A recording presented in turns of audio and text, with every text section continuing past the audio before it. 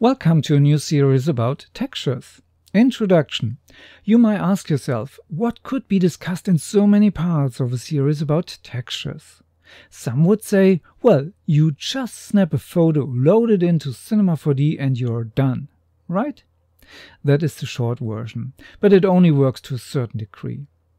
It might even produce an appealing aesthetic, and if the animation work is excellent, one might get away with such an approach. You already get my direction here, and as usual I cannot give you just this previous short version of it, nor even a medium-long version. Problems arise for people when I try to keep it short. I was asked more than often how to create a work that does not look like CG. What is it that makes a render look more photographic? My standard answer is there is everything that is natural, reality, and then there is photorealism, which some only conceive as hyperrealism. This can go on and on with textures. For example, in representing only new materials or textures which already tell their own story, the story of what happens to a surface over time. A friend of mine was asked to create photorealistic renderers. The client wasn't aware of the difference between natural, photorealistic and hyperrealistic. To make this long story short, they met on the end in front of a judge, since the client did not want to pay for the work. I was asked to consult for the artist, not for the client. My sloppy answer was, if you leave the landscape on and shoot an image, that is still photorealistic.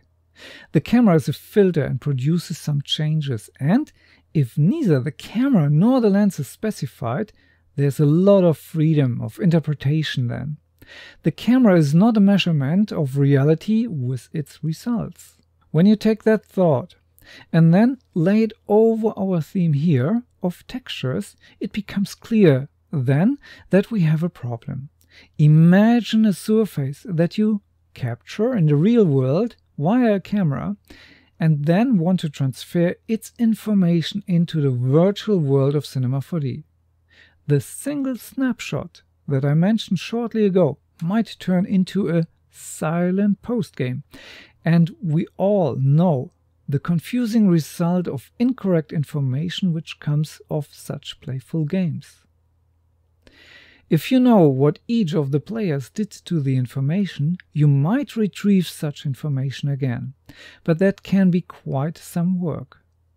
What I have in mind with this series is to discuss each step as precisely as possible, but only in a certain amount of time. In fact, it is a complete profession which I have the pleasure to present to you here. So it will be as complete as I think it should be, but time is a limited commodity, so forgive me if you find something missing.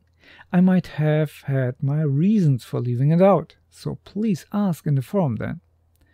Texture pipeline. The more you know, the less surprises you will encounter. That is my target here. The game is to take something from the world and bring it into Cinema 4D. For that we need a capture device. We will dive into the world, process the information and deliver the result to Cinema 4D. World, camera, process, images, Cinema 4D, render. As to the rendering and its use in Cinema 4D, it is a large theme by itself, so I have to exclude this here. I'm certain that the information I give you will deliver a lot of support toward improving perhaps your current workflow. Even if you do not like shooting textures on your own, if you use any textures from others, you will still learn here, for example, how to spend your time and money on good quality only, as there's a lot of stuff available that might limit your efforts in delivering first-class results. I will show you here only keywords. Behind each of these words is a complete theme, and mostly a very unique science, so that you can understand this field in the best way. It is impossible to move through this long theme and have each and every possible surface discussed here.